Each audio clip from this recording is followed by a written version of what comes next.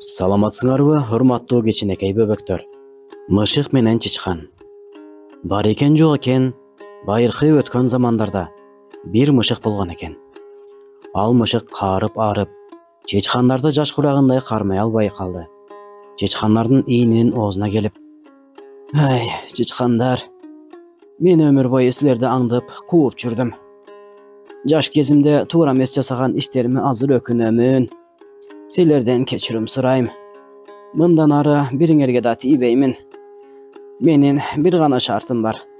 Эгерде мени кечирсеңер, анда эртең менен, анан кечинде, күнүнө 2 жолу баарыңар сапка тизилип, жаныман өтүп, мага да ден соолук кааласаңар болду.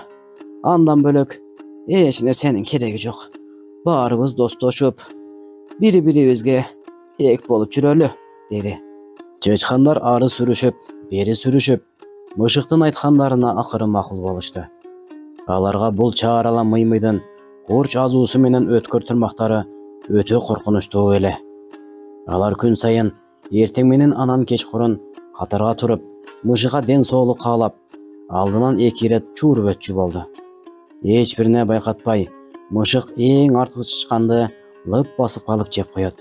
Ошентип, мышык таң эрте 2 чычкан, кечинде 2 чычканды жеп, култуюп семирди.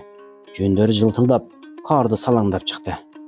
Мышык достун алдынан чууруп өткөн сайын аралары азайып баратканын чычкандар бара-бара сезип калышты. Анан муну текшерип көрмөк болушту. Ошентип, Шылык мурун деген чычкан саптын башына туруп, Былык мурун болсо саптын эң артында турду. Кетип баратышып, бири-бирине: "Шылык мурун, барсыңбы? Өзүңчү Былык мурун?" дешип үн алышып басышты. Ийиндерине келсе, баары түгөл экен. Кечинде кайрадан: "Былык мурун, келатасыңарбы? Өзүңчү Шылык мурун?" деп үн алышып өтүштү. Эртеси чычкандар биринчи айлампадан өткөндө мышык тийген жок. Бирок карды ачып, өзүн-өзү зорго токтотуп турду. Чычкандар экинчи ирет айланып, саптын башы ийиндерине кирип баратканда, мышык чыдай албай качырып сала берди. Чычкандар туш-тушка качырып, араң кутулушту. Ошондон бери чычкандар мышыкка таптакыр ишенбей калыптыр. Урматтуу кичинекей бөбөктөр, ошону менен кезектеги берүүбүз соңуна келип жетти. Саламатта калгыла.